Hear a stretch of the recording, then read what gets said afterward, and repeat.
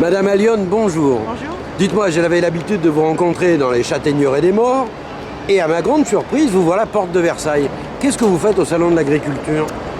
Eh bien, écoutez, nous sommes là, je suis là pour représenter les producteurs de châtaignes varois et notamment pour vendre les produits à base de châtaigne, la crème de marron, la farine, ainsi que la bière, parce que nous avons sorti un nouveau produit à base de marron séché et on fait de la bière.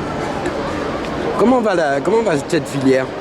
Écoutez, elle va, j'allais dire, pour le mieux, sachant qu'un gros ravageur est en train de franchir nos frontières, même au-delà de nos frontières, puisqu'il a envahi pas mal de régions françaises. Nous avons très peur, mais nous sommes en train de mettre en place un partenariat avec tous les acteurs du territoire, que ce soit le CTIFL, les Frodons, les services de l'État, l'INRA, et j'en passe, et les syndicats, notamment de producteurs, les chambres d'agriculture, de façon à lutter par des moyens concertés, et notamment par la lutte biologique. Et visiblement, c'est la seule qui marche aujourd'hui contre ce ravageur qui a fait des gros dégâts sur l'ensemble du globe. Il arrive en Europe, ça y est. Et qu'est-ce que c'est alors comme ravageur? C'est un cynips, c'est une petite bébête qui vole, une petite guêpe, qui va pondre dans les bourgeons et qui atteint l'arbre, qui l'affecte donc en créant des galles sur l'arbre. Et à moyen terme, c'est-à-dire dans un délai de 4 à 5 ans, le châtaignier ne fleurit plus, et donc il n'y a pratiquement plus de production. Donc ce que l'on souhaite, c'est que le ravageur, le parasite avance en même temps que le cynips et que en fait, les dégâts soient moins importants que ce qui s'est passé ailleurs dans le monde, et notamment en Italie. Alors, ces dernières semaines, dans le Var, on a eu un peu de neige, ça fait des dégâts? Non, pas du tout, au contraire, la neige est bienvenue parce qu'elle a pénétré les sols. On est actuellement en période de sécheresse avancée et on n'est pas les seuls. Et on a très peur pour le printemps, s'il ne pleut pas, ça risque de faire très mal à la fructification. Mais bon, non, on a eu de la neige effectivement comme partout en France, mais on s'en est très bien tiré, on a fait des bonhommes de neige. Ça nous permet de nous reposer un peu. Dites-moi, vous êtes une des filières dynamiques parce que l'année dernière, vous sortiez la farine de châtaigne. Cette année, vous sortez la bière à partir de châtaigne.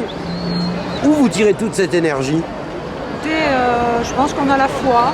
Oui, on a la foi et on est persuadé que même si notre filière est petite, elle est appelée à vivre de grands jours. Et je pense que ce dynamisme-là est partagé par un grand nombre de producteurs. Alors pourquoi? Peut-être parce qu'on est dans un petit territoire et qu'on arrive à s'entendre et à mettre en place des projets cohérents et viables. Voilà, je ne sais pas. Mais c'est vrai je reconnais qu'on est actif, c'est vrai qu'on a cette force et cette vitalité qui fait qu'on arrive à créer de nouveaux produits. Et je pense surtout des produits qu'attend le consommateur. Il y a une autre particularité dans le Var, c'est que les institutions travaillent la main dans la main. Je pense que sans la Chambre d'agriculture et sans le Conseil général, il vous serait impossible d'être présent sur le salon. Oui, absolument. Ça, je reconnais que notre présence ici, elle est effectivement due au partenariat solide qui est mené entre les chambres et le Conseil général notamment, pour nous aider à promouvoir nos produits. Parce que nous, petits producteurs, nous ne pourrions jamais venir sur des salons aussi importants et aussi prestigieux que celui du Salon de l'Agriculture de Paris. Donc merci effectivement à ces financeurs qui nous aident à promouvoir nos produits, nos savoir-faire, nos territoires. Voilà, merci. Présidente, je vous remercie et je vous souhaite bon courage pour ces derniers jours de salon. Merci beaucoup. Melons et céleri, avec dans leur milieu quelques gosses qui dansent. Voyageur de la nuit, moi, qui en ribambelle ai franchi des pays que je ne voyais pas.